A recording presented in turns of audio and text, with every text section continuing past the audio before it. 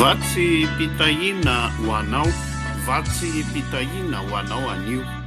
Ny Tenin'Andriamanitra izay andraisantsika herindray amin'ity andro maraina ity dia arak'izay hita sy voasoratra ao amin'ny Jeremia toko fa 2:30 ka ny andininy 9 ihany. Vakina amin'ny anaran'i Jesosy manao hoe: tany alavitra any no nisehoany Jehovah tamiko ka nanao hoe: fitiavana mandrakizay no nitiavako anao, koa izany naparetako famindrapo ho anao. Amen. Hivavaka isika.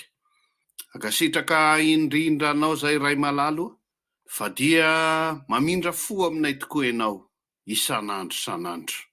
Ary ny famindraponao dia mbola hamafisinao aminay amin'ity androandroany ity, fa dia maharitra eo aminay isan'andro.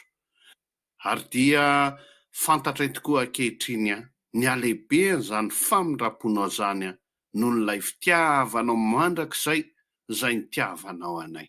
Ankehitriny ara Tompo, misaotra anao zay, misaotra anao noho ny amin'ity andro maraina ity satria famindraponao zany, misaotra anao noho ny sosesehena, ny valim-bavaka maro samihafa zay voarainay satria fitiavanao mandrakizay zany. Ary dia ampitoereo akaikinao mandrakariva izay, tazomy izay fa tsy mahatana anao. Ho any amin'iza tokoa moa izay, ianao ny manana ny teny fiainana mandrakizay, dia anao ny tera sy ny haja ary ny voninahitra mandrakizay.